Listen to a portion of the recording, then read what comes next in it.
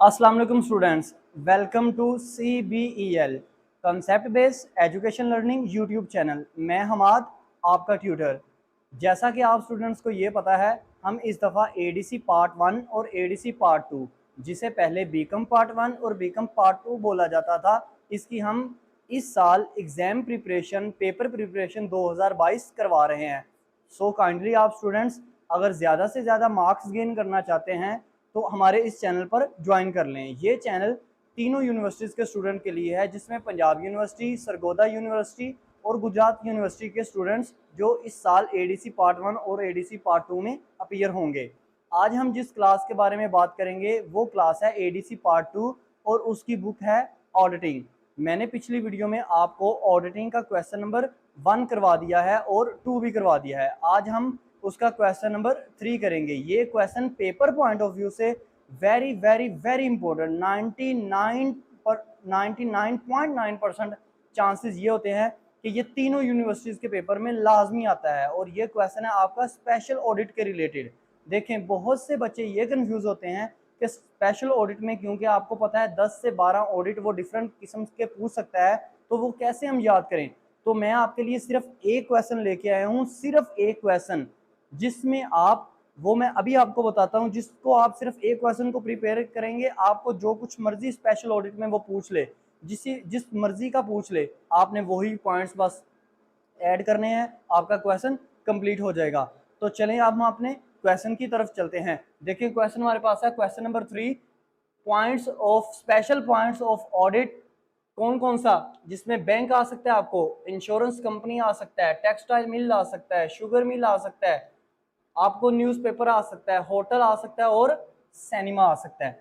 इनमें से कोई भी, इन सातों में से कोई भी आपको पूछ ले, तो अभी मैं आपको जो क्वेश्चन करवाऊंगा, आप इन सातों में से किसी एक में आप पुट कर देंगे, आपको 20 आउट ऑफ 20 मार्क्स मिलेंगे। और याद रखिएगा स्टूडेंट्स, ऑडिटिंग की बुक जो है इसमें पूरे बटा पूरे मार्क्स आते हैं, क्योंकि ये वो बुक्स हैं, जैसे इनकम टैक्स हो गया आपका, ऑडिटिंग हो गया, ये वो बुक्स हैं जिसमें से आपको नंबर नहीं काटे जाते, क्योंकि इनमें सेक्शन लगते हैं, बिजनेस लॉ वगैरह जैसे लॉ में सेक्शन लगते हैं। ठीक है, सबसे पहले चलते हैं इसका इंट्रोडक्शन। तो इंट्रोडक्शन में सबसे पहले क्या बोला हुआ है, मैंने आपको इंट्रोडक्शन में स्पेशल ऑडिट का इंट्रोडक्शन करवाया है। स्पेशल ऑडिट किसे कहते हैं? ऐसा ऑडिट जो किसी खास इंस्टीट्यूशन के लिए, खास इदारे के लिए किया जाता है, ये कंपनीज के लिए नहीं होता। मिसाल के तौर पर देखें, जैसे शुगर मिल, पेपर मिल, आपकी टेक्सटाइल मिल, ये इस तरह की जो मिल्स होती हैं, उसके अलावा वो इंस्टीट्यूशन जो ज़्यादातर वर्किंग नहीं करते, जैसे शुगर मिल वगैरह हैं, जैसे बैंक्स वगैरह हैं, तो ये इंस्टीट्यूशन ऐसे अदारे जो स्पेशल डिज़ाइन होते हैं, इनके लिए स्पेशल ऑडिट होता है। इंट्रोडक्शन में सिर्फ मैंने भी यही कुछ लिखा जो मैंने अभी आपको बोला, आप भी इसी को प्रिपेयर कीजिएगा, बहुत ईजी वर्ड्स हैं। डेफिनेशन में आप क्या लिखेंगे? स्पेशल ऑडिट एक ऐसा ऑडिट होता है जिसमें आप किसी खास अदारे के लिए ऑडिट करते हैं। तो ये आपका स्पेशल ऑडिट की तारीफ होगी। डेफिनेशन को भी आपने लास्ट में मैं आपको देता होता हूँ, इसकी पोज करके वीडियो दिखाता हूँ, आप उसकी पिक्स ले लिया करें ताकि आप उसको नीट डाउन करें अपनी नोटबुक पर। अब आ जाए पॉइंट्स की तरफ। देखें 16 पॉइंट्स आपको इधर नजर आ रहे हैं, इसको छोड़िएगा अभी। 16 पॉइंट में सबसे पहला पॉइंट आपने क्या लिखना है? Auditor appointment. मैं आपको बोल देता हूँ, समझा देता हूँ साथ साथ। ऑडिटर अपॉइंटमेंट कौन करेगा? इन सातों में से कोई भी हो तो ऑडिटर को अपॉइंट कौन करेगा?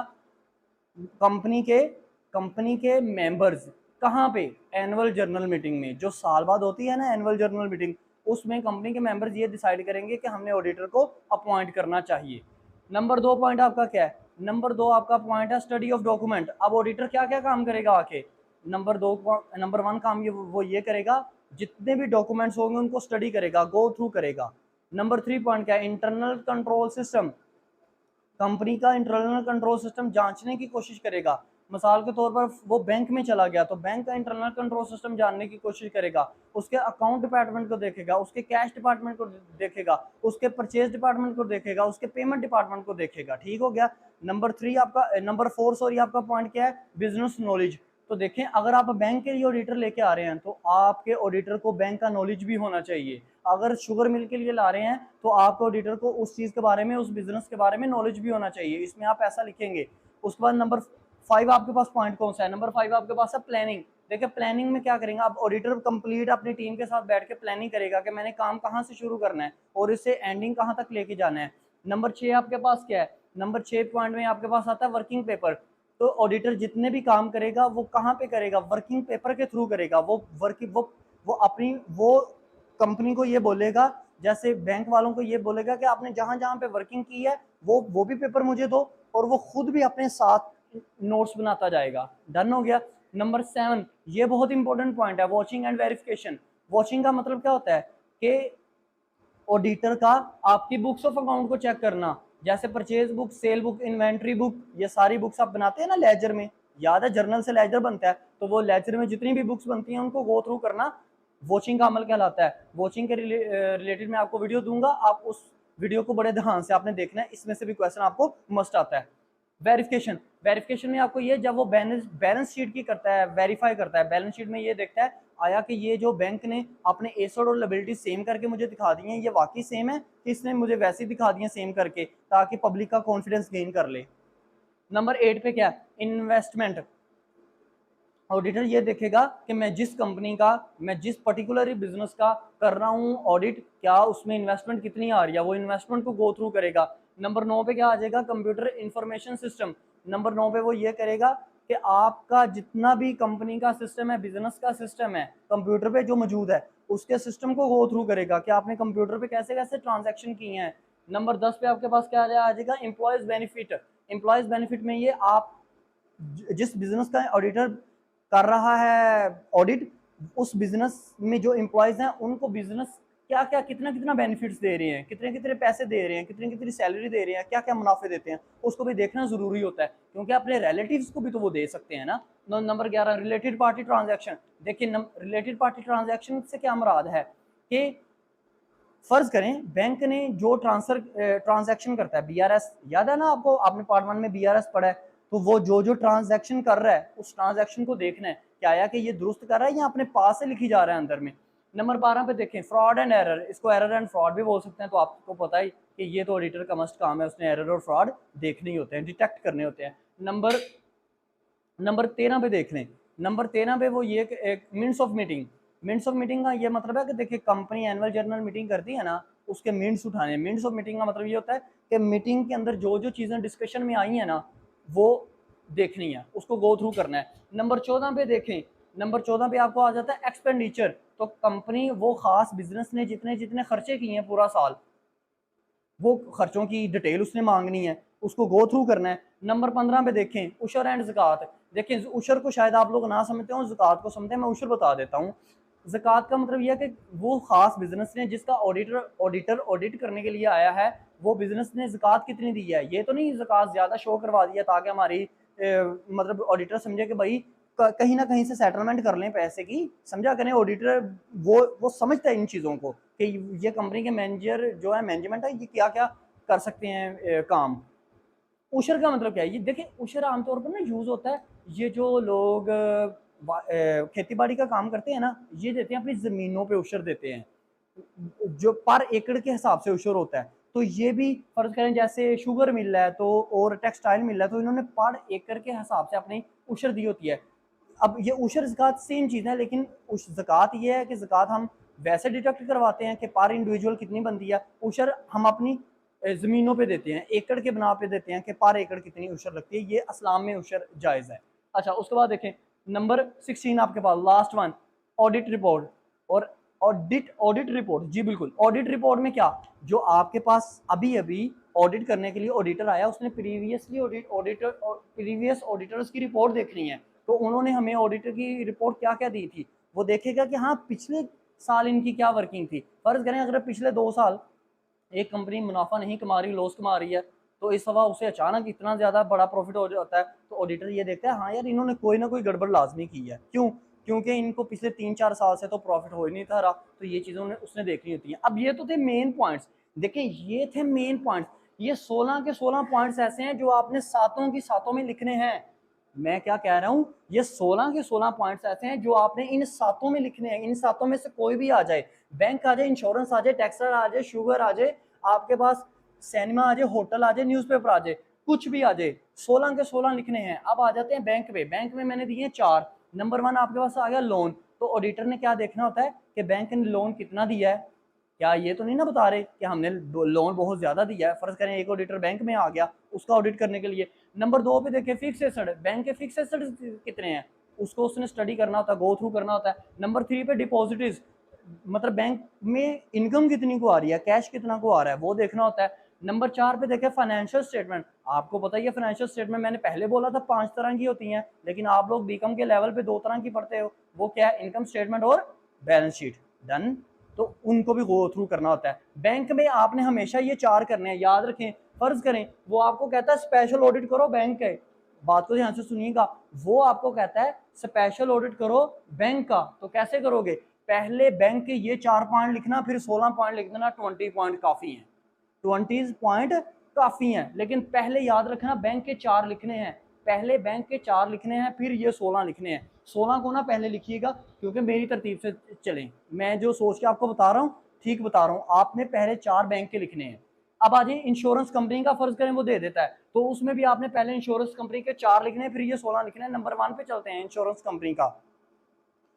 अच्छा, इंश्योरेंस कंपनी में नंबर 1 पे आपको क्या आ गया, एजेंट्स बैलेंसेस। एजेंट बैलेंसेस से क्या मुराद है, एजेंट बैलेंसेस से ये मुराद है, देखिए इंश्योरेंस कंपनी में एजेंट्स काम करते हैं ना, डिफरेंट डिफरेंट सेक्टर्स में जाते हैं, लोगों को जाके बताते हैं भाई हमसे ले लें, हम पॉलिसी करवा दें, लाइफ इंश्योरेंस पॉलिसी करवा लें, पॉलिसी ले लें। तो एजेंट ने कितने कितने बैलेंसेस कमाए, कितने कितने लोगों की उन्होंने पॉलिसी करवाई, ऑडिटर ने ये देखना है। उसके बाद कमीशन पेएबल, अब मुख्तलिफ डिफरेंट एजेंट्स को उसने कमीशन देने हैं ना, कंपनी ने, बिजनेस ने, तो वो कमीशन पेएबल, कितने पेएबल ऐसे होते हैं जो जिम्मेदारी होती है अभी पे नहीं किए, करने हैं, एजेंट्स को अभी कमीशन देना है, वो उन्होंने देखना है। उसके बाद फाइनेंशियल स्टेटमेंट, इसने भी फाइनेंशियल स्टेटमेंट ऐसी बनानी होती है, बैलेंस शीट और इनकम स्टेटमेंट्स। और लाइफ इंश्योरेंस आपके पास रिजर्व्स, और आपको पता है लाइफ इंश्योरेंस क्या होती है, जो डेथ के बाद आती है, डेथ के बाद जो पैसे मिलते हैं, तो वो ऑडिटर ने देखने हैं कि ये इस कंपनी ने कितने उसकी कितनी वो पॉलिसीज इकट्ठी की हैं। ये हो गया आपका इंश्योरेंस कंपनी। 4 पॉइंट पहले इंश्योरेंस के लिखेंगे, फिर 16 पॉइंट लिखेंगे, आपका क्वेश्चन डन हो जाएगा। ठीक है, अब हम क्या करते हैं, अब हम आपके पास चलते हैं टेक्सटाइल मिल।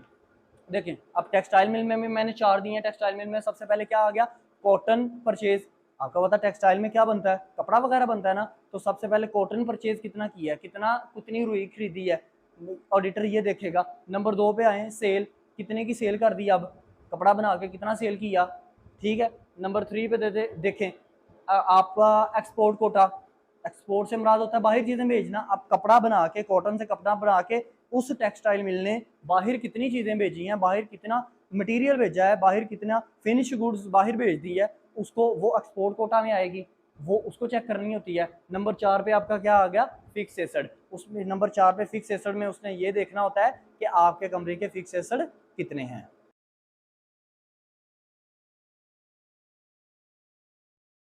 अच्छा देखें, अब आपके सामने मैं किसके बारे में बात करने लगा हूँ, शुगर मिल के बारे में। शुगर मिल का आ जाए ऑडिट, तो आपने कैसा लिखना है, 4 पॉइंट्स आपके सामने हैं। सबसे पहले आपने लिखना है शुगर कैन परचेज, गन्ना कितने का परचेज किया है।